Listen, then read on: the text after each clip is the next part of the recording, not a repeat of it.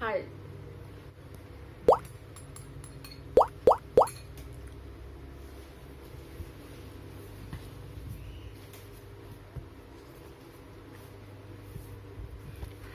Sorry, yang tadi itu salah orang. Maaf ya. Oke. Ya, sudah waktunya cerita horor. Ini cerita dari cece aku. Niat mau jogging pagi-pagi sekitar jam 5. Cece bersama saudara dan sepupu, kira-kira ada 4 atau 5 orang. Ceritanya, mereka keluar lewat pintu dapur atau pintu belakang, dan untuk keluar ke jalan harus lewat halaman tetangga yang cukup luas. Waktu keluar, langit masih sedikit gelap, jadi mereka juga keluar tanpa pikir apa-apa dan memang hanya mau jogging saja. Sampai sudah 30 menit berlalu, mereka mau pulang ke rumah sama seperti saat keluar. Kalau mau kembali ke rumah mereka, harus lewat pintu dapur atau pintu belakang dan pasti harus lewat halaman tetangga yang tadi. Posisi orang yang ada di depan adalah sepupu. Waktu mau masuk halaman rumah, mendadak sepupu terhenti dan tidak berani lanjut jalan. Yang di belakang jadi ikut berhenti dan bingung ada apa. Pas mereka tanya, dia bilang siapa itu yang di sana, sambil melihat ke arah orang yang lagi duduk di teras rumah tetangga mereka. Mereka juga ikut melihat dan sama-sama kaget tanpa bisa menjawab.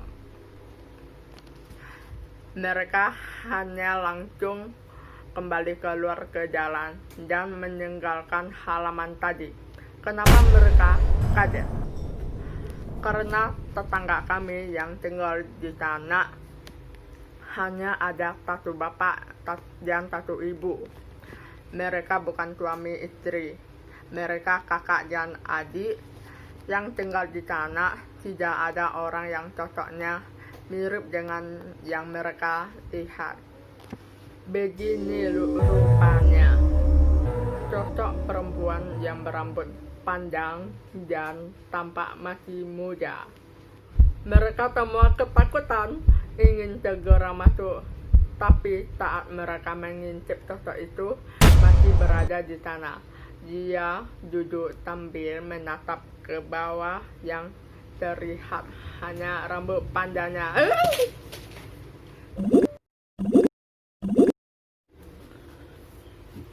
Udah hilang ya? Nggak ada ya? Oke, lanjut. Maaf ya.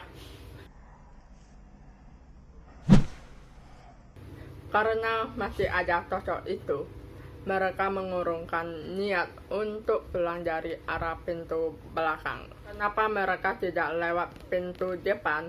Jadi rumah mereka adalah ruko. Jadi kalau mereka ketok-ketok pagar besi dan orang rumah posisinya ada di kamar atau dapur, juga tidak ada yang dengar. Jadi mau tidak mau, mereka harus menunggu cukup lama di luar rumah. Hitung-hitung jogging lagi, tidak lama. Waktu mereka mengintip lagi, sosok itu masih duduk di sana. Aduh, gimana ya?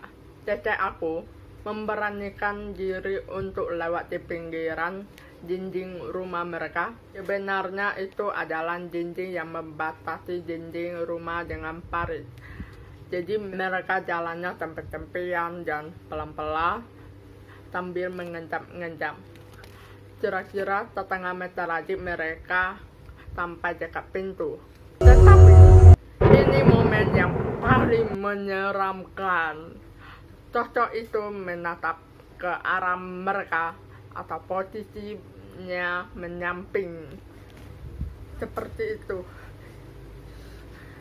Ceceku berada di paling depan dan ceceku bisa lihat bola matanya yang merah dan seperti akan memakan mereka.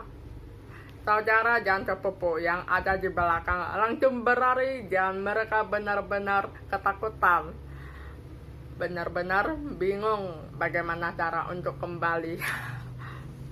Namun, ketika sudah mulai terang, saat mereka intip teras itu sudah kosong. Kemana sosok itu?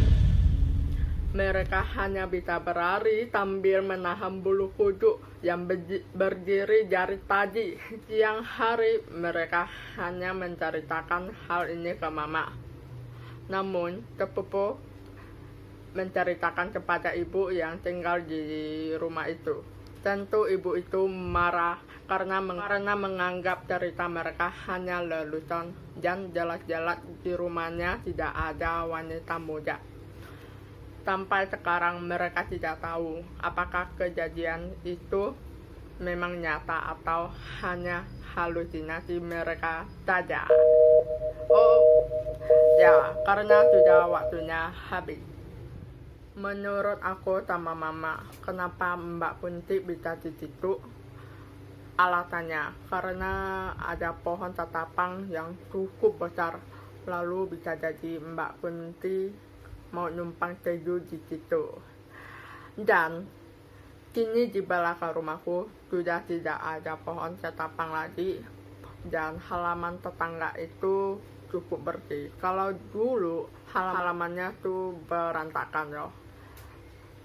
Tapi tidak tahu kebenarannya ya. Oh ya. Bye.